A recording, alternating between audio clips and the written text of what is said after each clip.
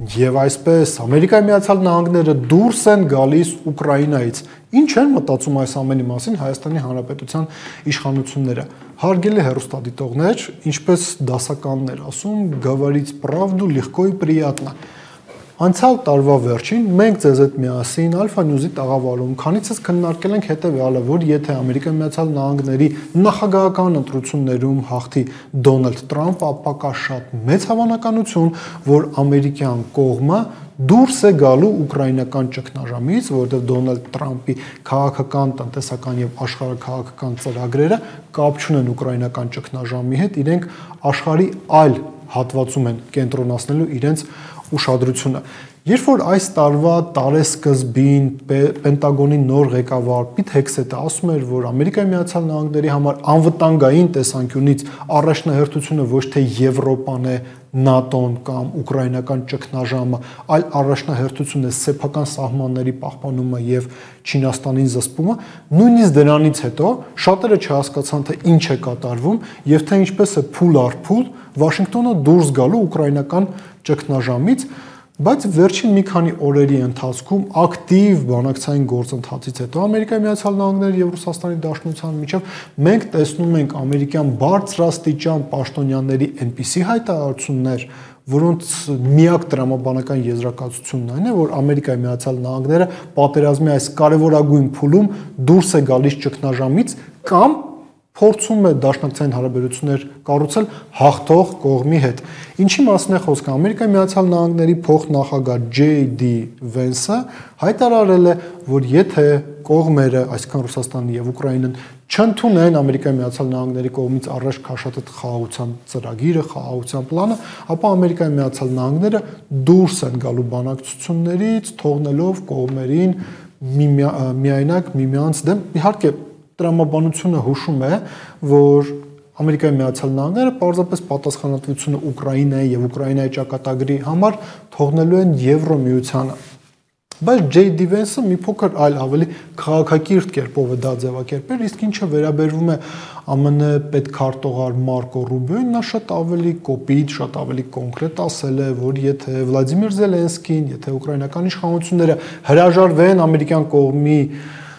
խաղաղության ծրագրից, ապա Ռուսաստանը շատ ավելի վատ, շատ ավելի բարդ Ուկրաինայի համար պայմաններ է առաջ քաշելու։ Հարգելի հեռուստադիտողներ, հերթական անգամ արձանագրենք։ Ամերիկայի Միացյալ Նահանգները բանակցությունները վարել են եւ հասցրել են մի հանգուցային կետի, որից անդին եթե ուկրաինական կողմը հրաժարվի խաղաղություն կնքելուց, ապա Ամերիկայի Միացյալ Նահանգները դուրս են գալու պատերազմից, Ամերիկայի Միացյալ Նահանգները ոչ միայն դուրս են գալու պատերազմից, այլ մենք ընդհանրապես նոր աշխարհաքաղաքական համակարգ ենք ունենալու, որտեղ Եվրասիայում, Եվրասիական տարածաշրջանում Ամերիկայի Միացյալ Նահանգների կարևորագույն տնտեսական գործընկերներից մեկը դառնալու է Ռուսաստանի Դաշնությունը, որովհետև նույնիսկ բաց աղբյուրներում արկատեղեկատվությունն ասում է մեզ, որ ամերիկացիները պատրաստ են ռուսների հետ համագործակցել Դոնբասից մինչև Արկտիկա։